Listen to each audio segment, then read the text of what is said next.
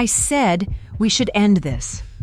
The words came out of my mouth like they were someone else's, like they belonged to a different version of me, the one who wasn't in love, the one who didn't care. But even as I said them, I felt the weight of them in my chest. I could feel them pulling at the very fabric of my heart. I wasn't sure what I wanted. I wasn't sure what I was hoping for when I said it, but I couldn't take it back. It was already out in the open, hanging between us like a thick, suffocating cloud. The truth is, I didn't know if I was making a mistake or if I was finally doing the right thing. I just knew that something inside me had been breaking for months, and I didn't have the strength to keep pretending anymore. It had started like any other relationship, with hope, with excitement, with that burning feeling of possibility. His name was Ben, and he was everything I thought I wanted. He was charming, caring, and funny. He made me feel like I was the center of his world, and for a while, that's all I needed. But somewhere along the way, the spark started to fade. I couldn't even pinpoint when it happened. Maybe it was when he started to stop hearing me, or when he stopped trying as hard as he once did, or maybe it was just the weight of the world, settling on my shoulders, making everything feel heavier than it should. Ben and I used to talk for hours, our voices floating into the early hours of the morning, laughing about stupid things and dreaming about the future. But then, slowly, the conversations dwindled. We would sit in silence, the air thick with all the things left unsaid. And it hurt. It hurt more than I was willing to admit, even to myself.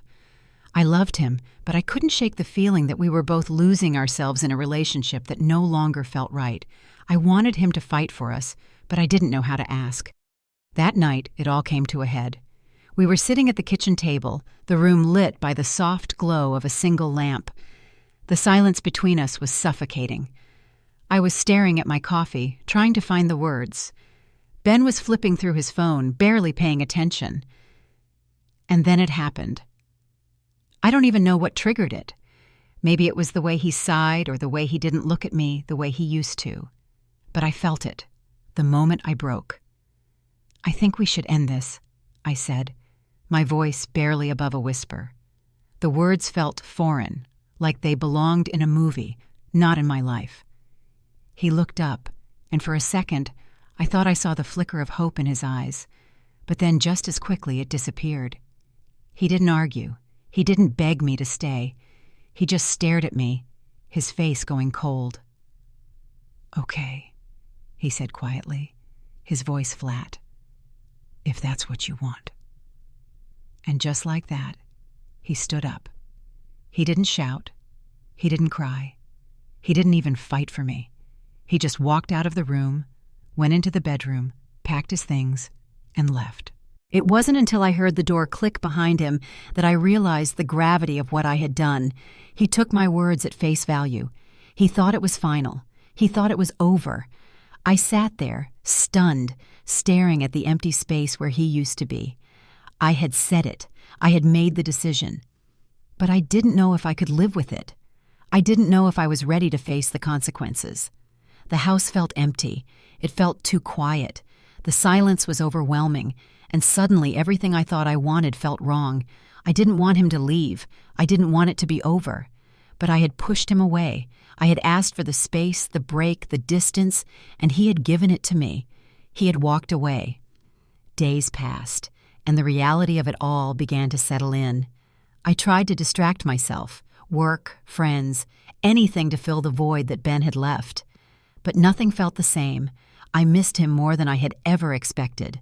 I kept telling myself that it was for the best, that I had made the right decision. But then, why did every thought of him twist something deep inside me? Why did my chest ache when I passed by the places we used to go? Why did I still reach for my phone, hoping to see a message from him, even though I knew there wouldn't be one? I started to wonder if I had made a mistake. Maybe it wasn't too late to fix things. Maybe I could tell him I was wrong. Maybe I could go to him, explain that I didn't mean it, that I was scared of the distance growing between us, and that I wanted to try again. But then I thought of the way he had walked out that night, the way he didn't look back, the way he had taken my words as final. And I realized that sometimes people take you at face value. When you say the words, they believe them. And when they leave for good. A week passed before I finally reached out to him. I sent a text. I didn't mean it. I was scared. I don't want this to be over. But there was no reply, not a single word. I sat with that silence. And in that silence, I realized that some things, once said, can't be undone. Some decisions, once made, can't be taken back. If you're reading this, and you've ever found yourself saying something you didn't mean in the heat of the moment, I want you to know that the words matter, the actions matter, and sometimes the things you say in the dark of your confusion can be the things that drive the ones you love away. So before you speak, before you make that final call, think about the consequences.